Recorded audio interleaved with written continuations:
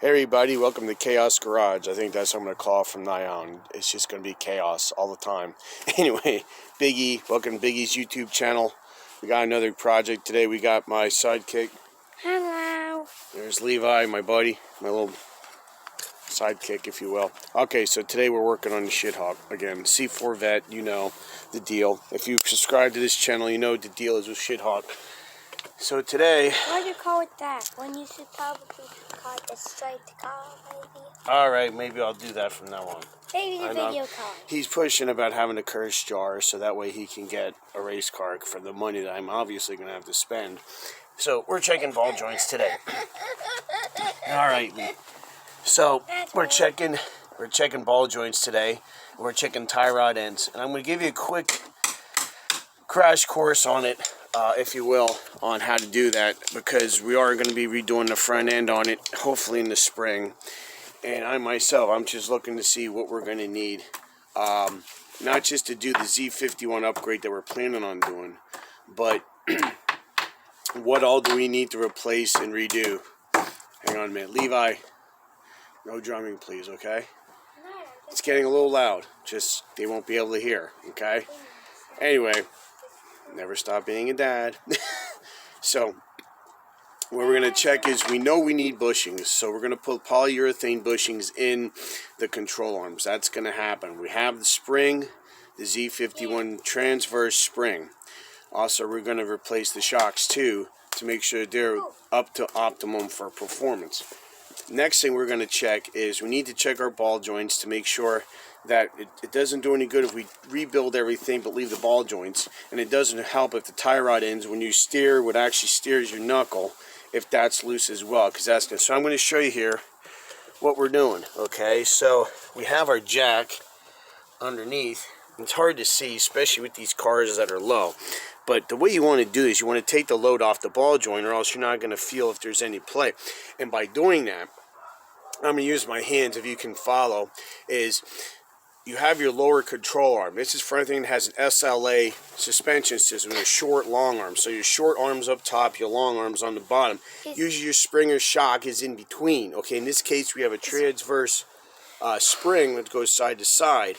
But in between the upper and lower control arms is the shock. So what you want to do is, you want to place your jack underneath the lower control arm, preferably under the lower ball joint, where I guess where the grease zerk would be, or as close to the tire as you can with your jack without having it that way. So by doing that and jacking it up underneath the ball joint, you're taking the weight off the suspension when you do that.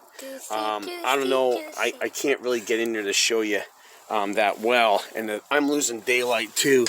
I don't know, that might not help. That's not going to help. It's just giving you shadow, but I wanted to try. But anyway, so I'm going to show you what we got here. I'm going to drop this down a little bit. So as you can see, that, just leave it right there, bud. Actually, I'm going to tilt this down. Okay, so you see here, I have a pry bar, and I have an air gap, a gap underneath the tire and the surface. So I have my jack, which is jacked up, which is holding the weight of the suspension. I have my pry bar, so I'm going to stick it underneath here. Okay, now I'm going to bring it up here, and what I'm going to do is, I'm going to have one hand here on the pry bar. I'm going to have another hand here at the top of the tire, right? So what I'm going to do is, I'm going to lift up and down on it to feel if there's any play. Now, I don't know if you can hear it,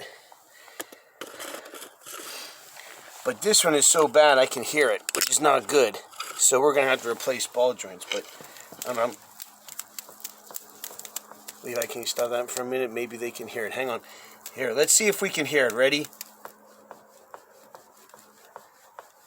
I don't know if you hear that, but it's like a click noise. So you feel it. So those ball joints are shot. Now, we know we need ball joints now. The other issue is, we're going to check tie rods. So what you want to do, again, we're going to grab it. Let me show you.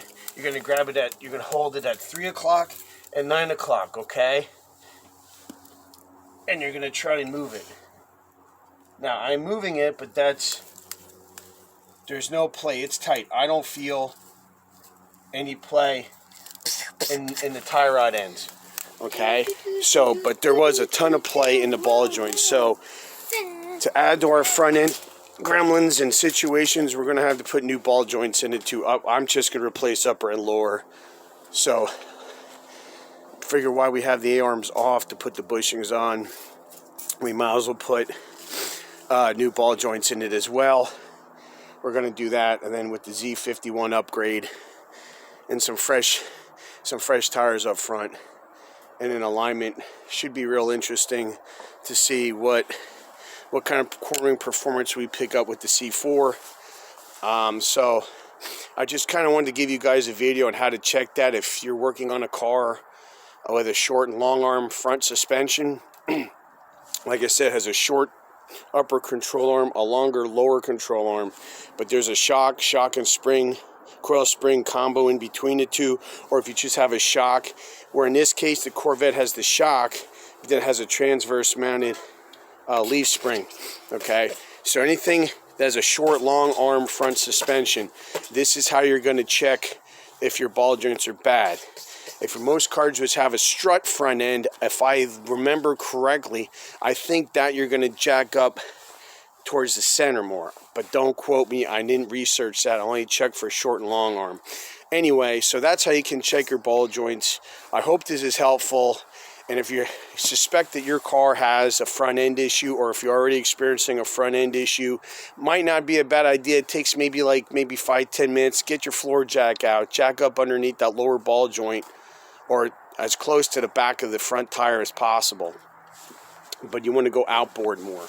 Okay, jack up, take that pry bar, go under that tire, put your hand at 12 o'clock and lift up on that pry bar. And if you hear or feel any kind of movement, any kind of play, if you will, if you're planning on doing any kind of high performance stuff, any play at all, I mean, that one there is so bad you could hear it. So I know it's not within spec. So you at that point could probably consider replacing ball joints in the near future to make it nice and tight and give you the cornering and the stability you want for performance driving. So anyway, hope this helps you out. Hope it helps you learn something. I'm learning day by day as I'm researching the whole Corvette suspension handling thing. There's a lot to learn, and I'm going to try and share that as much as I can in the next couple of videos that are going to lead up to us actually rebuilding the front end. So that's it for now. Levi, did you want to say bye to the people before we go? Okay, real quick. Bye. Okay, so that's my crew chief. If anybody who subscribes to the channel knows about that, real ham.